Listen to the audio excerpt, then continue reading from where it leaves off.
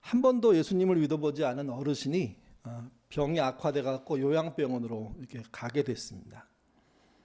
자식들이 걱정스럽고, 그리고 또 그 어르신의 구원을 위해서 뭔가 좀 해가고 싶은데 자식들은 할 여력이 없는 거예요. 그래서 한 아들이 출석하는 목사에게 우리 아버님을 좀 만나 주실 수 있냐고 한번 신방 같이 가서 기도 한번 해달라고 이렇게 부탁을 했습니다. 어르신을 찾아가서 기도를 한 목사는 그 다음부터 일주일에 두세 번 정도 아침 일찍 어르신 병실을 찾아갔고요. 의식이 별로 없으셨는데 어쨌든 가서 기도하고, 그 다음에 그 어르신은 뭐 듣는지 않는지 모르겠지만 약간의 이야기를 하고 이렇게 돌아오는 방식으로 시간들을 보냈습니다. 그러던 어느 날 아침에 가뵀는데 어르신이 눈을 뜨고 있는 거예요. 의식이 돌아오신 거죠. 그래서 그분이 물으세요. 누구시냐고. 그래서 이제 전에 있었던 이야기를 했어요. 그랬더니 아들한테도 좀 들었다고. 이 목사님이 자기를 찾아오는 거에 대해서 이렇게 나름 고맙게 생각했는데 자기가 의식이 있을 때 그분이 오신 거죠. 그래서 고맙다고. 그래서 목사님이 또 물었어요. 앞으로 계속 와도 되냐고. 오시라고. 그러면서 이제 그 목사님이 아침에 가서 성경 이야기를 한두 가지씩 해주시기 시작한 거예요. 창조부터 시작해서 요한계시록까지 나름 순서를 좀 정해서 얘기를 하나, 두 개, 세 개, 정말 의식이 좋을 때는 세 개까지도 하고 하면서 이야기를 전달한 거죠. 그 어르신이 그 얘기를 쭉 듣다가 어느 날 이제 그 이야기 대목 중에 예수님 십자가에 달렸을 때 강도가 옆에서 이야기하는 장면에 그 사건을 이렇게 얘기하게 된 거죠. 그러면서 이제 이 강도처럼 낙원에 가고 싶은 마음은 없으시냐고, 예수를 믿는 게 좀 늦으셨지만 그래도 이 강도처럼 마지막 순간에 믿어도 낙원에 갈 수 있다고 이렇게 말씀드린 거예요. 그랬더니 그분이 믿고 싶다고. 자녀들은 깜짝 놀랐답니다. 우리 아버지는 절대로 안 믿을 것 같은 분이었는데 자식들이 교회 가자 할 때는 꼼짝도 안 하던 분이 한 번도 만나보지 않은 목사한테 몇 주 이렇게 서로 만나고 대화하고 이야기하다가 자기도 믿고 싶다고.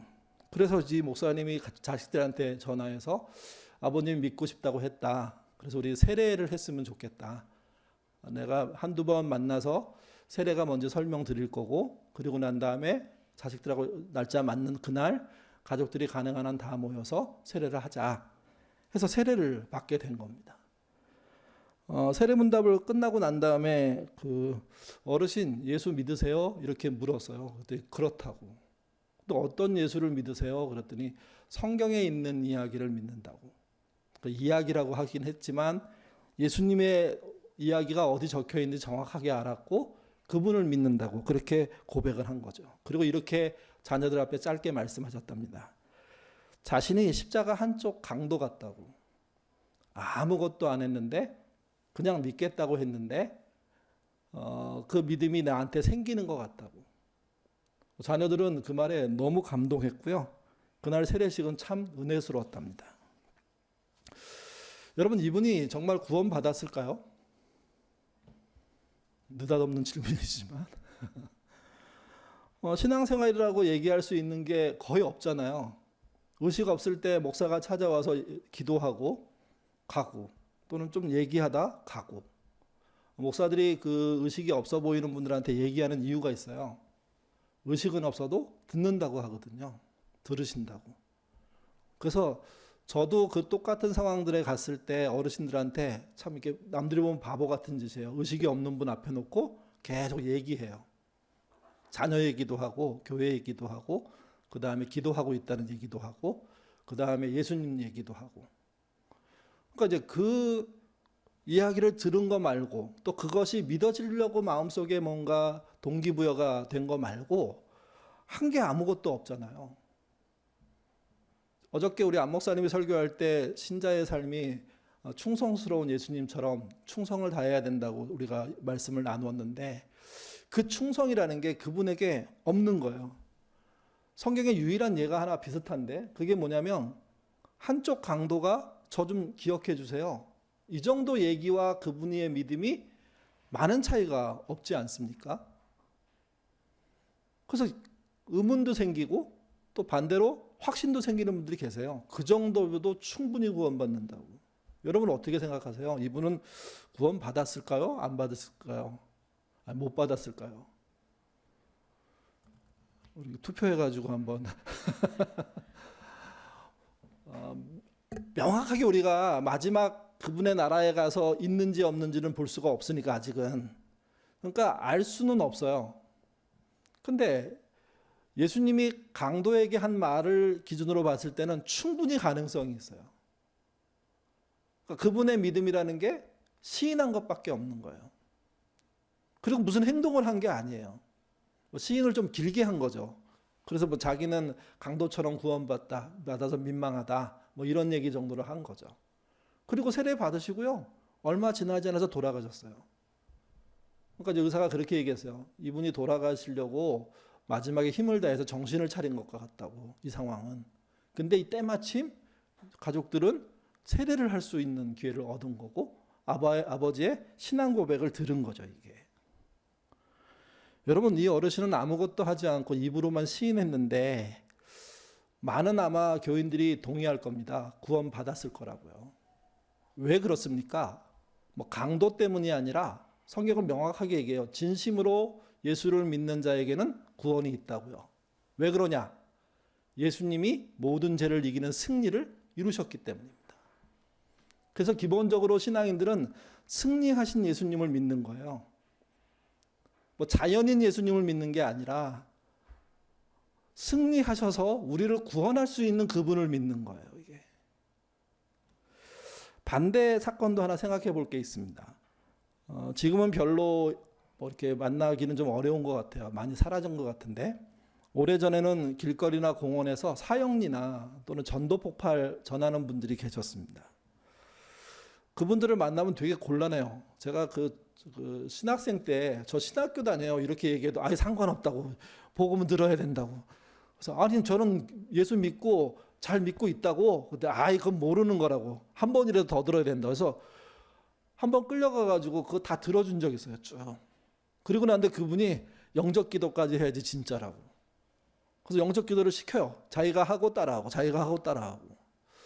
아마 제가 이제 그 전하는 분이 저보다 나이가 어렸으면 화내고 갔을 거예요. 근데 나이가 많으신 분이 그러니까 어쩔 수 없이 또 속으로 이분의 숙제 하나 해줘야지 이런 마음으로 한 거죠, 이게. 근데 그분은 당당하게 그렇게 영적 기도 시키고 난 다음에 이름 물어보더라고요. 왜 그러냐 그랬더니 이거 보고해야 된대요. 자기는 전도회, 선교회에 보고하면 이름이 올라가는 거예요. 그럼 제가 뭐가 되는 거냐? 구원의 명단에 들어가는 거예요, 이게요. 그래서 당신은 구원받았다고 선언해줘요, 그분이. 이제 염려하지 말라고, 확신을 가지시라고.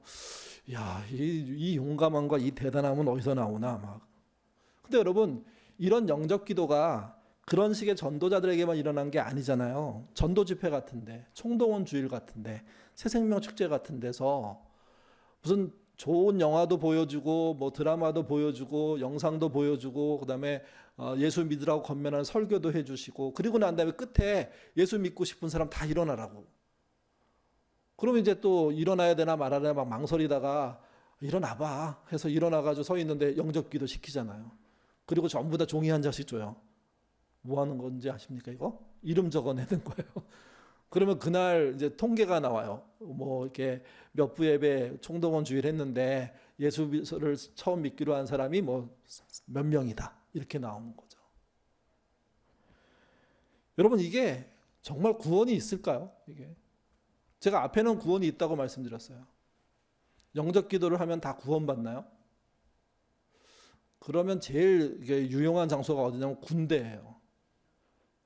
신병 때 가니까 예배 때마다 그거 하더라고요. 또 애들은 예배 때마다 일어나서 초코파이 먹더라고요.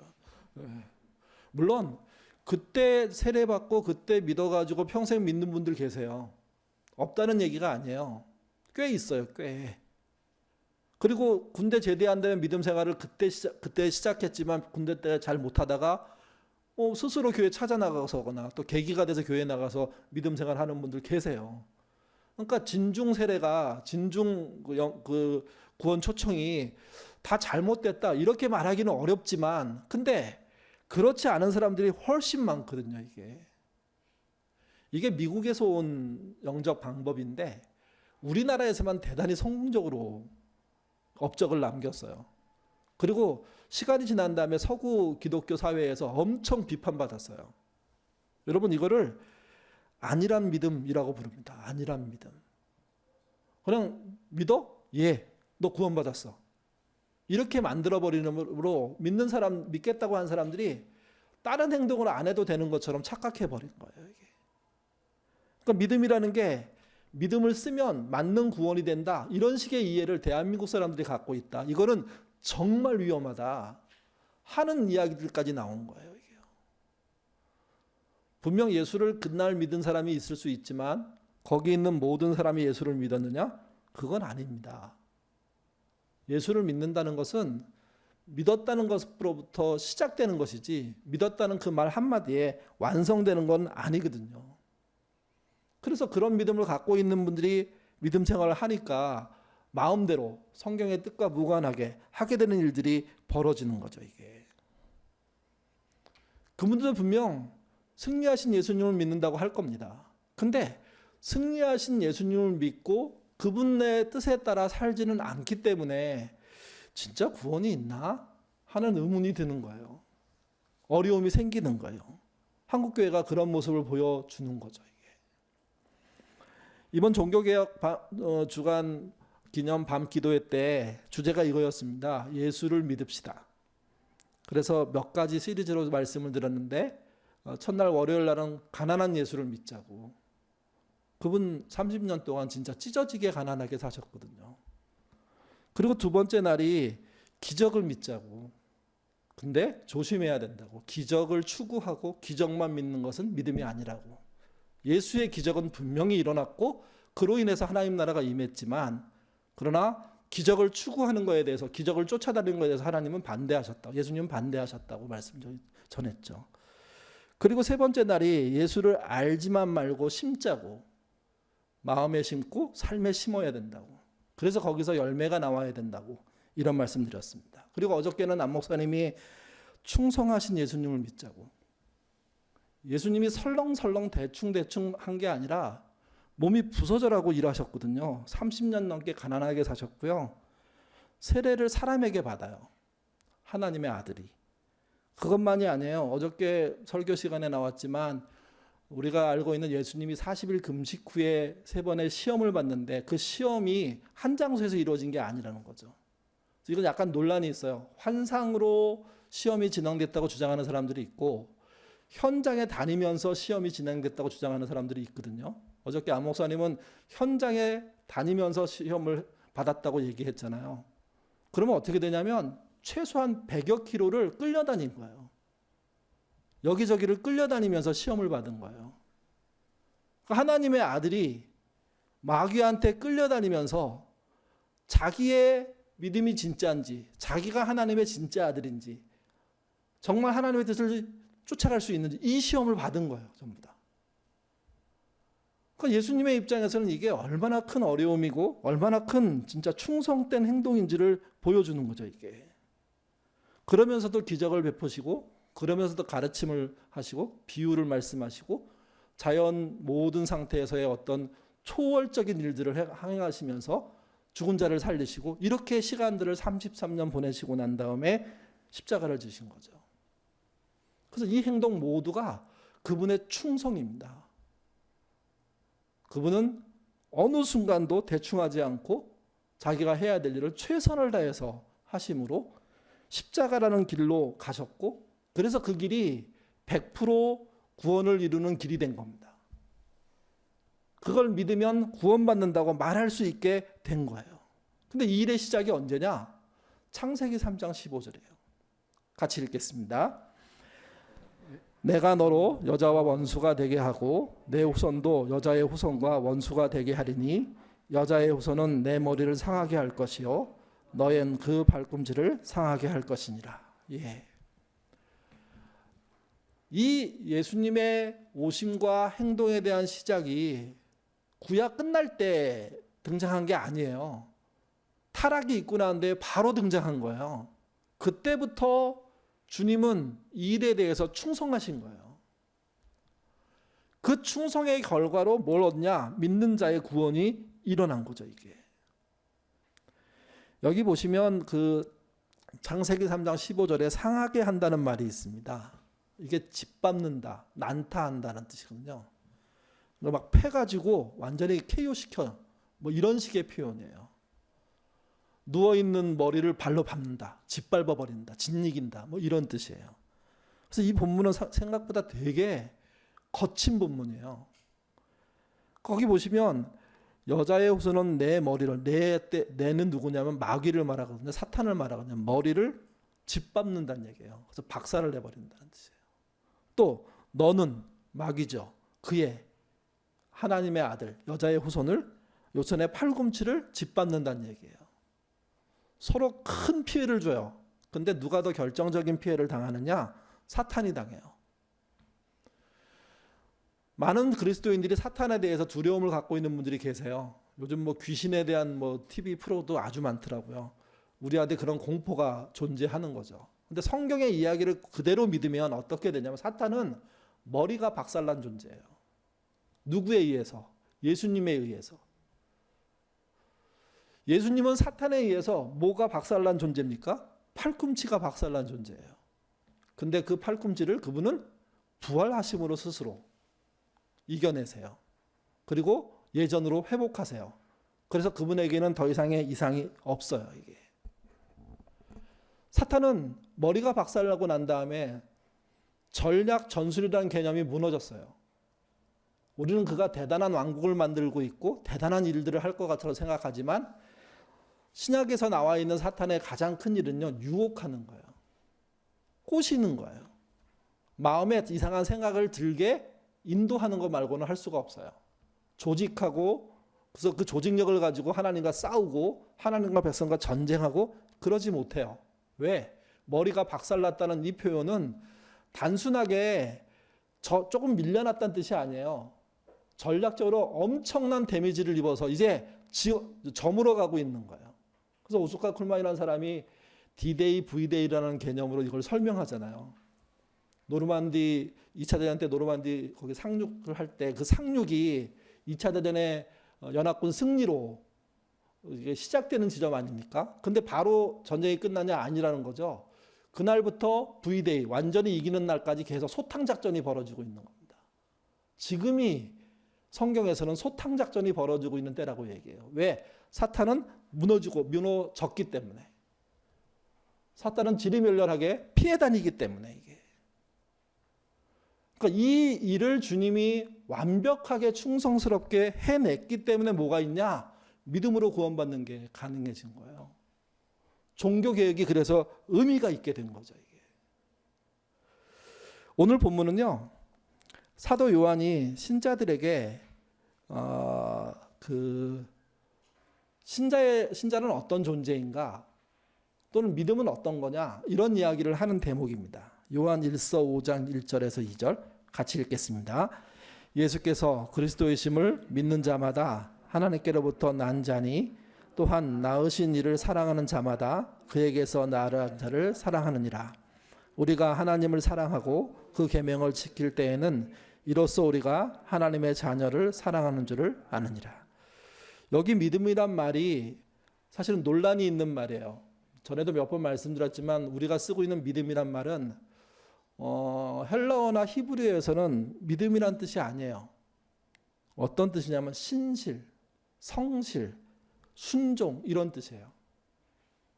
이게 이제 우리 한국 교회가 가장 크게 실수한 번역이에요. 이게 믿음으로 번역 안 했어야 돼요. 좀 좋은 게 뭐냐면 충성 이런 식으로 번역했어야 돼요. 그러니까 거기 보면 예수 그리스도께서 그리스도이심을 믿는 이렇게 번역했잖아요. 아니고요. 이심을 충성 이렇게 번역하면 좀 이상하지만 그런 의미로 번역을 해야 되는 거예요. 그러니까 믿음이라고 하니까 내가 지식적으로 믿어, 알아. 이 정도에서 믿음이 끝났다고 생각해 버리는 겁니다. 아닙니다. 이건 사실은 충성이란 뜻이에요. 순종과 성실이란 뜻이에요. 신실이란 뜻이에요, 이게. 그러니까 신실히 믿는 이렇게 표현해야 돼요. 충성스럽게 믿는 이렇게 표현해야 돼요. 이게 2절은 그것을 어떻게 표현했냐? 우리가 하나님을 사랑하고 그 계명을 지킬 때라고 표현했습니다. 그러니까 사랑이라는 게 믿음이라면 지키는 것은 충성하는 거죠. 그러니까 충성스러운 믿음 이렇게 돼야 되는 거예요. 이게요. 그러면 어떤 결과가 오냐? 4절입니다. 같이 읽겠습니다. 무릇 하나님께로부터 난 자마다 세상을 이기느니라. 세상을 이기는 승리는 이것이니 우리의 믿음이니라. 이때 믿음은 충성이에요. 우리의 충성이 이기게 하는 거예요. 마음으로 믿어서 이기는 게 아니라. 그러면 예수님께 충성함으로 우리는 무엇을 이어받을까요? 예수님이 승리해서 얻은 결과를 이어받습니다. 첫 번째가 요한복음 3장 16절입니다. 읽겠습니다. 하나님이 세상을 이처럼 사랑하사 독생자를 주셨으니 이는 그를 믿는 자마다 멸망치 않고 영생을 얻게 하려 하심이라. 결과적으로 뭘 얻냐? 충성스럽게 사는 자에게는 영생, 구원이 있습니다. 예수 믿으세요? 구원 받으셨습니다. 이럴 때 예수를 충성스럽게 믿으셨습니까? 라는 질문이 되는 거고, 그러면 당신은 구원받습니다. 이런 말이 되는 겁니다. 예수에 대해서 알았다고 구원받는 게 아니에요. 아는 건 믿는 게 아니기 때문에. 충성스럽게 믿은 자에게 결론적으로 오는 게 뭐냐? 그게 구원이라는 거죠. 그럼 이제 우리가 예수 믿으십니까? 예. 구원받으시죠. 이렇게 말할 때 이 말이 맞으려면 그분은 믿는다는 말과 동시에 충성스럽게 살겠다는 삶의 다짐이 있어야 되고 그렇게 사셔야 되는 겁니다. 그래서 행함이 없는 믿음이 죽었다는 게 그런 의미거든요. 이게. 우리의 믿음이 너무 가벼워져서 예수 믿기로 했어? 그러면 다 해결됐네. 이렇게 얘기하는 거 아니라는 거예요. 아까 그 어르신처럼 기회가 없는 분, 뭘 할 수가 없는 분은 그럴 수 있어요. 왜? 그게 마지막이고 최선이니까. 십자가에 달린 강도와 같은 상황이니까 사실은. 그래서 제가 할 게 없습니다. 그래도 네가 지금 그렇게 믿겠다면 구원이 있어, 낙원이 있어 이렇게 말할 수 있는 거예요. 근데 시간이 충분히 있는 사람들에게 똑같이 적용이 안 된다는 겁니다. 그래서 이제 얌체족이 생겼죠. 죽을 때 믿어야 되겠구나. 우리 어렸을 때 꾀가 있는 애들끼리 앉아가지고 야 우리 신나게 놀다가 방탕하게 살다가 나중에 말년에 믿자. 이런 얘기 한 적이 있거든요. 그런 유명한 답이 있잖아요. 언제 죽을지 아는데 뭐 이런 답들. 그게 괜히 나온 말이 아니라는 거예요. 이게요. 그래서 우리가 예수님께 충성함으로 예수님의 승리함의 결과를 얻게 되는 게 있는데 그게 영생이고 구원이라는 거예요. 또 하나 로마서 8장 31절에서 37절입니다. 우리가 그렇게 믿음을 가지려고 하면 충성스럽게 하려고 애쓰면 어떤 일이 벌어지느냐 읽겠습니다. 그런즉 이 일에 대하여 우리가 무슨 말을 하리요? 만일 하나님이 우리를 원하시면 누가 우리를 대적하리요? 누가 능히 고발하리요? 누가 정죄하리요? 누가 우리를 그리스도의 사랑에서 끊으리요? 그러나 이 모든 일에 우리를 사랑하시는 이로 말미암아 우리가 넉넉히 이기느니라. 충성하겠다고 다짐하고 충성하기 위해서 노력하는 사람들이 완벽하게 살 수 없는 경우가 흔합니다. 근데도 그거에 실패가 안 될 수 있습니다. 승리하신 예수님 때문입니다. 부족하지만 그래도 자기의 힘으로 하려고 노력하는 믿음의 사람들에게 주님은 당신의 승리를 주시는데 이 승리를 어떻게 표현하냐면 넉넉히 이기는 거라고 표현합니다. 그게 은혜죠. 그게 성령의 능력이죠. 그게 믿음의 결과죠. 단 아무것도 하지 않으면서 넉넉히 이긴다는 건 없다는 겁니다. 오늘날 믿음의 사람들의 큰 착각 중에 하나가 자기는 마음대로 살면서도 하나님이 보호하신다고 이렇게 자신 있게 얘기하는데 그거는 조그만 문제가 아니고요. 매우 심각한 문제가 되는 것이고 지금 한국교회가 욕먹는 게 그거예요. 자기는 마음대로 살면서 구원받았다고 얘기하고 다니는 그런 형태가 되는 거죠. 이게. 그렇다면 예수님은 어떤 방법으로 승리했을까요? 이 승리의 방식이 중요합니다. 예수님이 그런 얘기, 하나님이 그런 얘기를 하신 적이 있어요. 내가 지금 여기 있는 돌들을 일으켜가지고 군대를 만들고 그래서 너희를 물리칠 수 있다. 구약에는 그런 경우도 있죠. 광야에 있는 돌들로 새로운 민족을 만들어서 너희는 다 없애버리고 새로 시작하고 싶다. 그러니까 주님의 능력이라는 게, 하나님의 능력이라는 게 우리의 능력하고 상상을 초월하게 다른 거거든요. 그러니까 사탄하고 싸울 때도 충분히 단 1초 만에 말도 하지 않으시고 그냥 호흡 한 번으로 끝낼 수도 있어요. 근데 그분은 그렇게 하지 않고 타락 이후에 예수님이 오시는 그 순간까지 계속해서 오래 참으시면서 세상의 방식, 사탄의 방식이 아닌 다른 방식으로 싸움을 하신 거예요. 그 싸움이 무력으로 하는 싸움이 아니었다는 거죠. 이기는 싸움이 아니었다는 거죠. 지는 방식의 싸움을 해왔다는 겁니다. 여기에 정말 믿는 사람들의 혼란이 들어 있습니다. 주님 한 번만 도와주시면 모든 상황이 종료될 것 같은데, 주님은 그렇게 하지 않고 네가 견뎌서 가라고 얘기하는 방식이에요. 그래서 마태복음 5장에 보면 이런 말 있잖아요. 오리를 가자는 사람에게 심리를 같이 가지고 오른밤을 치는 자에게 왼밤을 내주고 겉옷을 달라고 하는 자에게 속옷을 주고. 당시 일반적으로는 이에는 이, 눈에는 눈이었거든요. 근데 주님은 그렇게 말씀하지 않아요. 그렇게 말하는 건 옛날 얘기다. 내 아는 다시 말한다. 원수가 줄이거든 먹이고 목마르거든 마시게 해라. 이렇게 말씀하신 겁니다. 구약의 방법은 이에는 이, 눈에는 눈일 수 있습니다. 그러나 예수님이 오고 난 방법에는요, 지는 방식의 승리를 그분이 추구하십니다. 그 지는 방식의 절정이 뭐냐? 십자가입니다. 십자가에서 죽으신 이 사건을 통해서 모든 인류를 구원해내시잖아요, 이게. 그러면서 우리에게 주의하라고 얘기했습니다. 고린도전서 9장 27절 말씀 같이 읽겠습니다. 내가 내 몸을 쳐 복종하게 함은 내가 남에게 전파한 후에 자신의 도리로 버림을 당할까 두려워함이라. 악에 받쳐서 싸우다 보면 출발할 때는 의로움으로 출발했는지 모르겠지만 악인보다 더 악해지는 경향이 있습니다. 또 악인보다 더 악해져야 이기게 됩니다.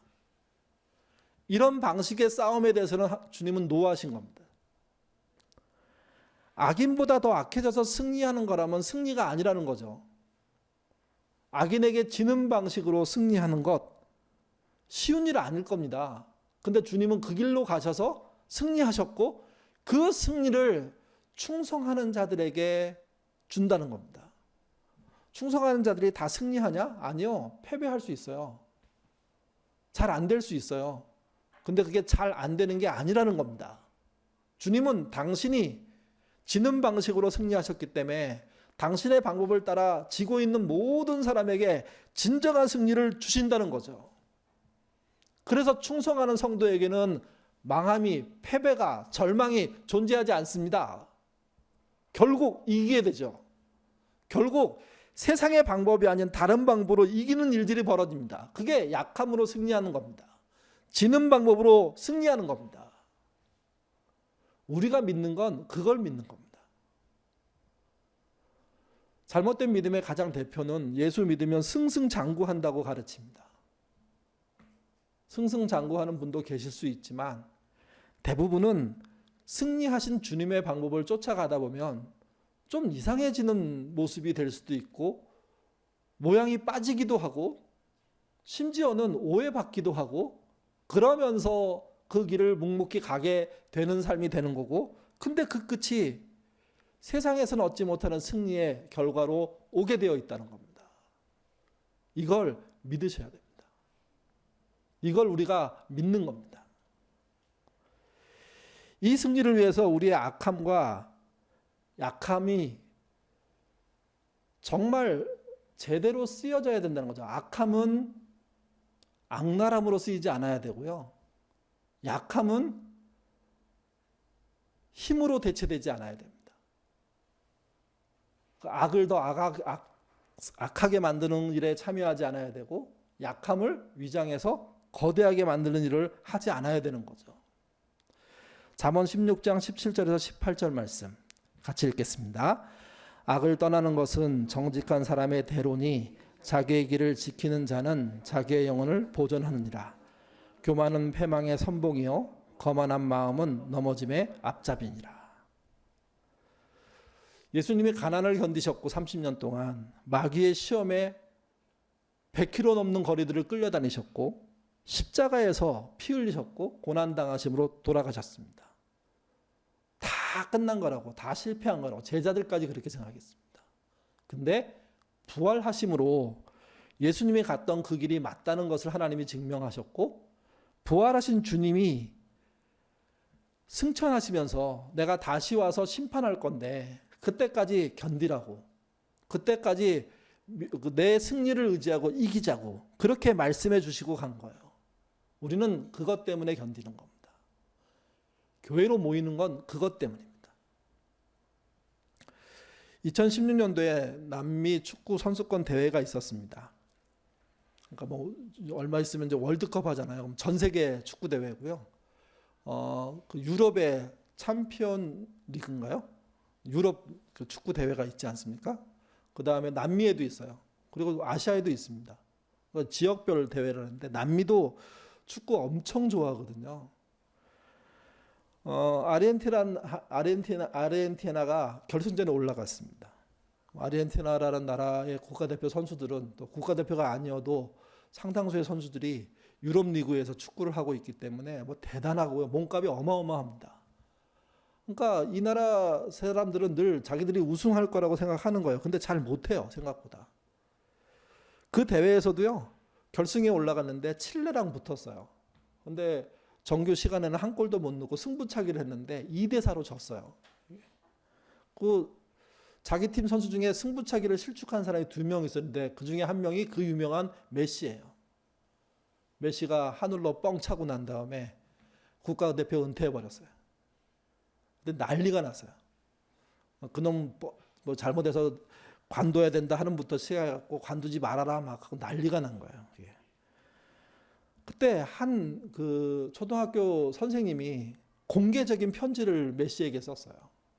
이 편지가 아마 인터넷 검색하시면 그대로 나옵니다. 아주 유명한 편지인데 거기에 이렇게 내용이 되어 있습니다. 지금 아이들은 영웅이 포기하는 모습을 보고 있다. 일부 국민이 승부차기에서 실수한 당신을 욕하고 깎아내리는 게 사실이다. 혹시 당신도 그들처럼 승리만이 최고의 가치라고 생각하는가? 사람은 승리보다 패배를 통해 더욱 성장한다는 소중한 가치를 지켜주기 바란다. 아이들이 이기는 것만이 유일한 가치라고 생각하게 하면 안 된다. 나는 아이들에게 당신이 얼마나 축구를 잘하는지 가르치지 않았다. 아이들이 당신한테 배워야 하는 것은 한 골을 넣기 위해 같은 장면을 수천 번 연습한다는 점이다. 아이들에게 2위는 패한 거고 경기에 지면 모든 명예를 잃는 거라고 가르쳐서는 안 된다. 마지막 부분은 같이 한번 읽겠습니다. 이길 때는 모두 같이 이기는 거고 질 때도 혼자가 아니라는 진리를 알게 해야 달라. 결과와 관계없이 사랑하는 일을 하고 행복할 수 있다면 그게 가장 위대한 우승이다. 저는 이게 기독교적인 사고라고 생각합니다. 이기는 자만 인정받는 건 교회가 아닙니다. 교회 앞에 누가 어느 대학 갔대요 현수막 붙이는 순간 그건 교회가 아닙니다. 교회로서 스스로 나는 교회가 아니에요 이렇게 얘기하고 문 닫는 거하고 똑같습니다. 왜 그러냐? 교회는 한 명 승리를 위해서 존재하는 게 아니거든요. 모두의 승리를 위해서 존재하는 거예요. 믿는 모두의 승리. 그렇다면 함께 지는 것도 필요한 거예요. 여러분, 역사적으로 유명했던 교회는 한 개도 존재하고 있지 않아요, 지금. 그렇게 져도 괜찮은 거예요. 없어져도 괜찮은 거예요. 왜? 주님이 승리하셨기 때문에. 교회가 잘 나가고 멋있고 대단한 건물을 갖고 많은 수용도수를 가질 때도 승리의 모습이 나타날 수 있지만 어느 나라에서는 사라짐으로 승리의 모습도 나타날 수가 있어요. 왜 그러냐면 주님이 지는 방식의 승리를 하셨기 때문에. 우리의 승리가 꼭 이기는 게 아니라는 겁니다.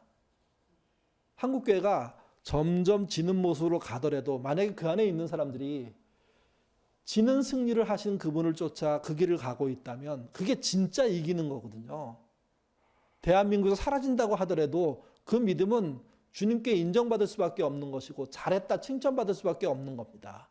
반대로 교회가 엄청나게 부흥하고 더 커지고 더 대단해지는데 지는 방식의 승리가 아니라 이기는 방식의 승리를 추구하는 믿음을 보이고 있다면 흥하면 흥할수록 큰일 난 겁니다. 하나님의 심판을 받을 수밖에 없게 되는 겁니다. 그래서 우리가 추구해야 될 것, 우리가 믿어야 될 것은요, 지는 방식을 택한 그리스도의 승리를 믿어야 하는 겁니다. 그 십자가를 믿으셔야 되는 겁니다. 그러면 이겨도 영광이 되고 저도 영광이 됩니다.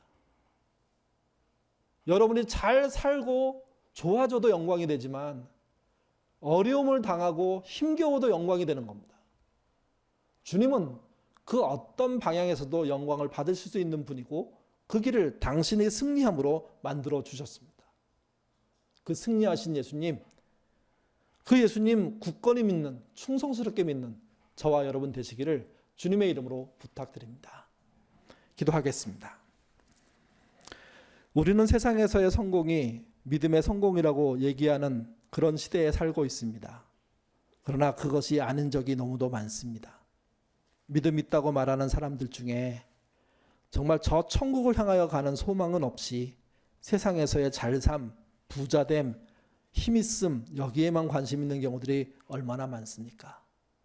우리가 정말 죽어갈 수 있는 저 높은 곳을 향해서 가려고 하는 사람들이라면 지금 이 땅에서 주님의 방법이 통하는 삶 살 수 있도록 인도하여 주옵소서.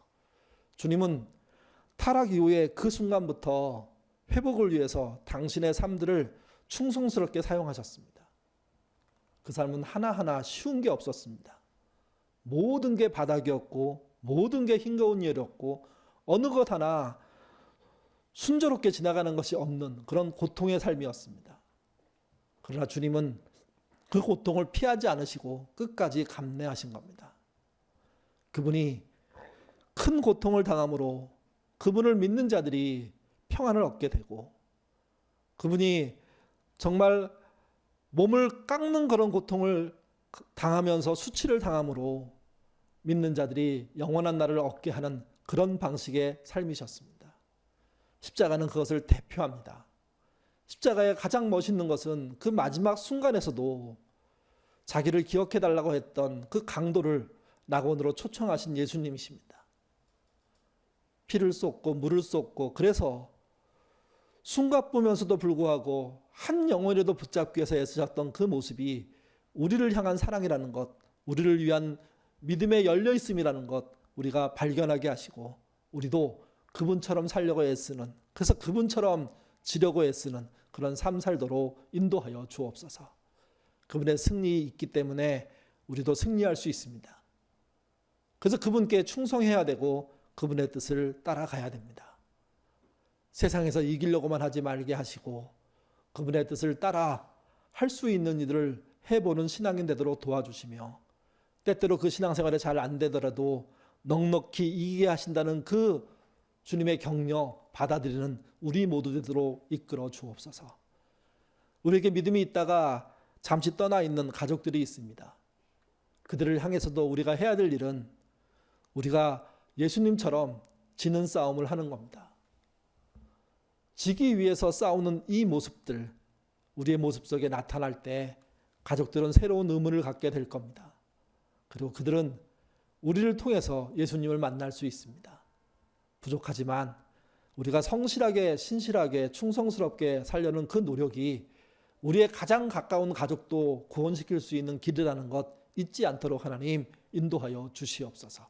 그래서 우리는 물론이고 우리의 자녀들까지도 모두 하늘의 백성으로 정말 하나님 나라에 들어가는 은혜 있도록 도와주시고 그 일이 우리의 충성으로부터 시작되는 그런 삶 되도록 도와주시옵소서. 예인교회도 그런 교회 되기를 원합니다. 정말 그분의 말씀에 끝까지 충성하는 자들이 많은 교회 되게 도와주시고 그 충성으로 세상을 섬기는, 세상을 위하는 그런 교회 되도록 이끌어 주옵소서. 그리고 우리 교회를 통해서 더 많은 사람들이 예수 믿고 구원받는 귀한 역사 나타나도록 도와주시옵소서.